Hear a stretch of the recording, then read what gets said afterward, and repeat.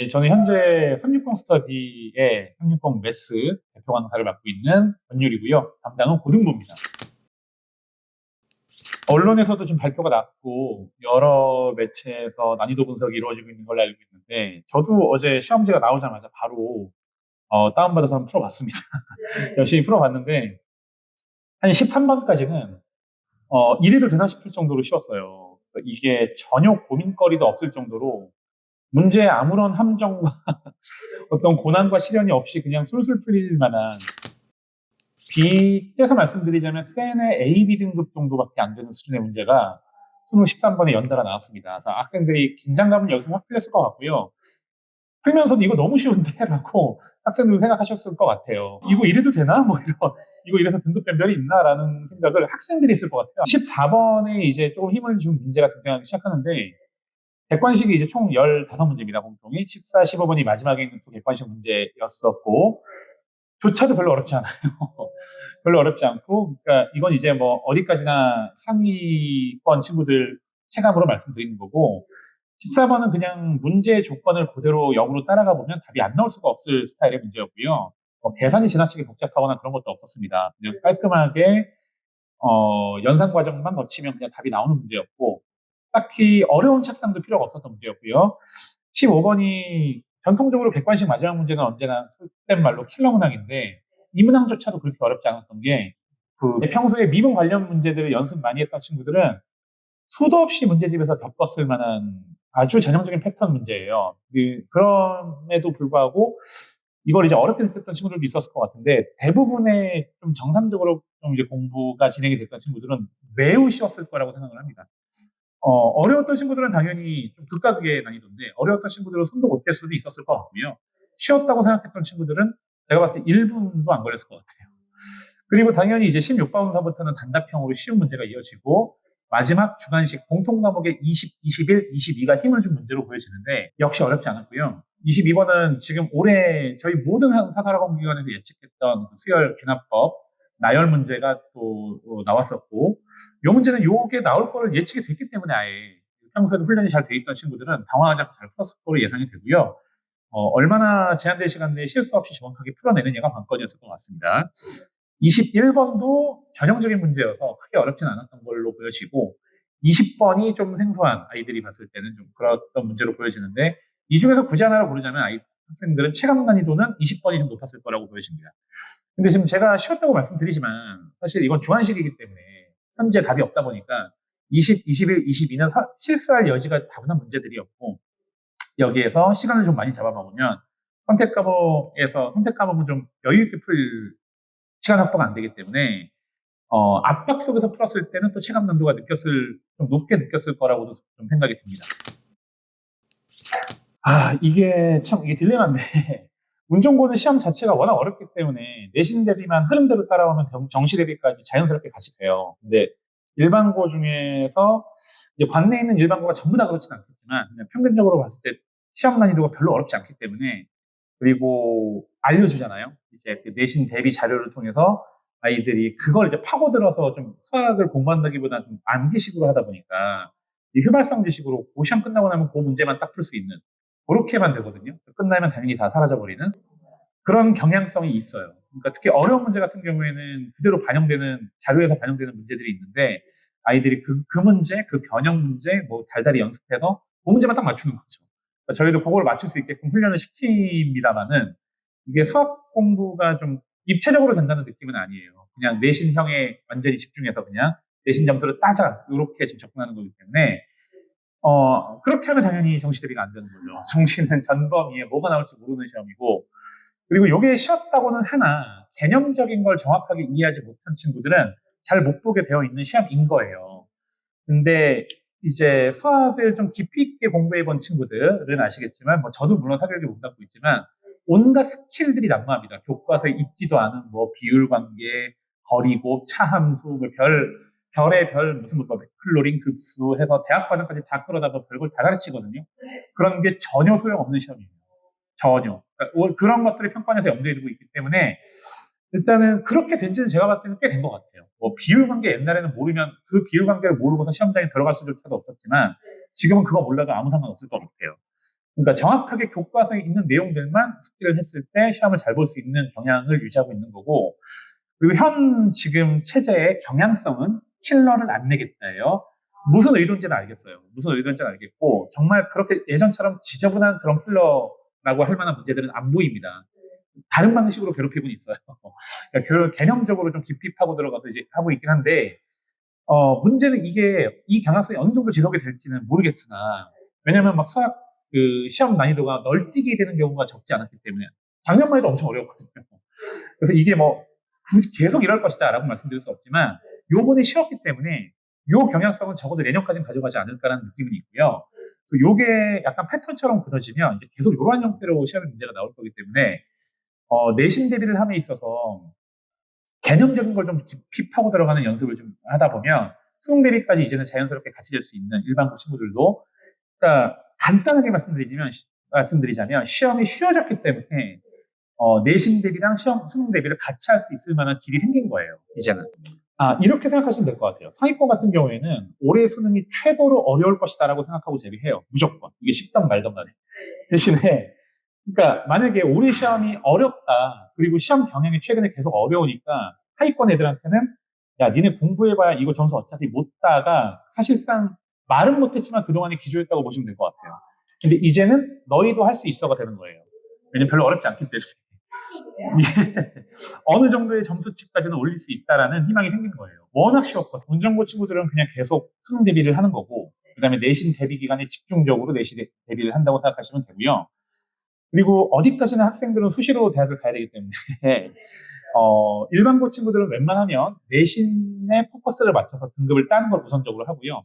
대신에 이제 내신의 경향성이 어쨌든 수능을 따라가요. 그러니까 수능에서 이러이러한 문제들이 중요하다라고 하면 내신에서 그걸 반영하려고 노력하는 흔적들이 보입니다. 그걸 수능이랑 연결을 시켜서 저희가 좀 보려고 하고, 고등학교 1학년 때까지는 수학은 특이하게 고등학교 1학년 전 과정이 다 수능에 한 문제가 나오지 않아요. 그러니까 그냥 기초 베이스이기 때문에 그때는 내신에 올 포커스를 맞춰주고 2학년 때부터는 정시 대비랑 완전히 같이 한다고 생각하시면 돼요. 그냥 이렇다고 보시면 됩니다.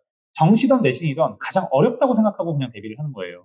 그러니까 그리고 대신에 이제 못하는 친구들, 조금 부족한 친구들 같은 경우에는 너무 하이 클래스의 문제들을 우겨넣을 수 없는 상황이기 때문에 수능에 나올 것 같은 것들만, 그 것들만 최대한 아이들이 소화할 수 있는 범주대의 유형들, 그런 유형들 위주로 훈련을 시킵니다. 그것이 이제 내신 점수랑 이제 연결이 되는 거죠. 왜냐하면 수능 대비 자체가 내신 대비보다 어렵기 때문에. 이게 제가 정말 억울한 것 중에 하나가, 지금 바뀌기 전 세대, 확통, 미적, 기하를 선택하는 요 세대에서 자, 이제는 선택 과목이다, 문이과 통합 세대다. 근데 뭐 많은 전문가들도 그랬지만 저도 처음에 그 정책이 나오자마자 콧방귀를 꼈어요. 이건 문이과가 있는 거잖아 라고 저는 봤고요. 근데 문이과가 있는 건데 좀 기형적으로 있는 상황이 돼버린 거예요. 기하는 선택을 아무도 안 하니까. 기하는 별명이 제2외국어예요. 그러니까 원래는 33, 33, 34를 선택하기 평판에서 바랐겠지만 당연히 문과 애들은 다 확통, 이과 애들은 미적을 선택하는 상황이 벌어졌거든요. 이건 선택이 아니에요. 반강제입니다. 저는 비슷한 측면이라고 봐요. 국유 학점제라고 하지만 미적 분투는 20 계열로 진학할 친구들이 안 선택할 수 없는 과목이라고 생각을 해요. 그러니까 선택이 아니에요. 강제가 돼 있는 거예요. 제가 만약에 대학 관계자라고 하더라도 이 학생이 미적 분투를 이수했는지 안 했는지가 굉장히 중요한 포인트일 것 같고, 예, 그래서 이거를 만약에 이수하지 않은 학생들은 동일 조건이라면 저 같으면 입학을 불허할 것 같거든요. 그래서 선택을 그냥 반강제돼 있다고 보시면 될 것 같고요. 근데 이제 문제는 뭐냐면 수능이 안 나온단 말이죠, 이게. 예전처럼 이렇게 힘을 쏟아봐야 이게 수능에서 내가 대학 갈 점수를 직접 뽑아내는 과목이 아니라고 생각하는데, 어쨌든 수시에서 이 한 자리를 차지하고 있는 과목이면서 대학에서 이걸 반영을 하는 비중치가 어느 정도일지 모르겠지만 꽤 높을 거라고 생각이 들고요. 그리고 미적분 2는 이제 학생들이 배우고 있는 수능 필수 과목인 미적분 1의 상위 버전이에요. 그러니까 미적분 2를 제대로 공부하게 되면 미적분 1이 쉬워 보이는 착시 효과가 있습니다. 그리고 미적분 1의 내용들을 다 담보하고 있는 게 미적분 2이기 때문에 공부했을 때 전혀 도움이 안 되는 건 뭐 아니고요. 당연히 엄청나게 도움이 될 것 같고, 그 수학을 좀 더 깊이 있게 이해할 수 있으니까 요거는 반드시 뭐 제가 말씀 안 드려도 할 수밖에 없는 과목일 것 같습니다. 적절하게 잘 활용해야 될 것 같아서, 많은 학생들이 미적분 2는 수능 시험 범위가 아니니까 중학교 때 선행을 잘하는 친구들도 안 해요. 근데 저희하고는 하거든요. 저는 중요하다고 봐요. 매우 매우 중요하다고 보고, 직접적이든 간접적이든 매우 매우 중요한 과목이어서 저희는 방학 때 이걸 좀 최상위권 친구들은 미적분 2 과목을 개설을 해놨습니다. 당연히 그 친구들을 위해서고요. 이건 이제 뭐 듣고 싶다고 들을 수 있는 과목이 아니에요. 그러니까 제가 한 또 사례를 말씀드리면 어떤 어머니께서 저희 아이가 미적, 확통, 뭐 수학까지 대수까지 다 했어요. 미적 2 들어갈 수 있나요? 아니요, 어머니. 테스트 보시고 보셔야 되고요. 이거는 선행이 이 전께 돼 있다고 들어올 수 있는 수업이 아니고요. 제대로 돼 있어야 돼요. 어제 수능 끝나고 나서 바로 해설 강의를 찍었는데 그 해설 강의를 들었던 수강생들이 그 학생들이었습니다. 중3들이었고 그냥 해설을 한 게 아니에요, 어머니들. 그걸 시켰어요. 수능 문제 풀어봐. 중3들한테 수능 문제를 풀어보라고 시킨 겁니다. 그 학생들의 점수가 꽤 의미 있는 점수가 나왔어요. 지금으로 따지자면 지금 그 요번에 나온 등급 컷, 물론 선택 과목에 따라 좀 다르긴 하겠지만 3등급 정도가 나옵니다. 지금 중3이. 중3이 현재 지금 수학을 풀렸을 때 그런 학생들이 들을 수 있는 수업이에요. 수능 문제를 풀 수 있는 수준인데 과목마다 조금씩 편차는 있고 학생마다 조금씩 차이는 있겠지만 준킬러까지 풀 수 있어요. 그러니까 그냥 선행을 한 수준이 아닙니다. 배운 수준이 아니라 어느 정도는 자기가 응용하고 활용해서 이해하고 좀 받아들이고 있는 상황이에요.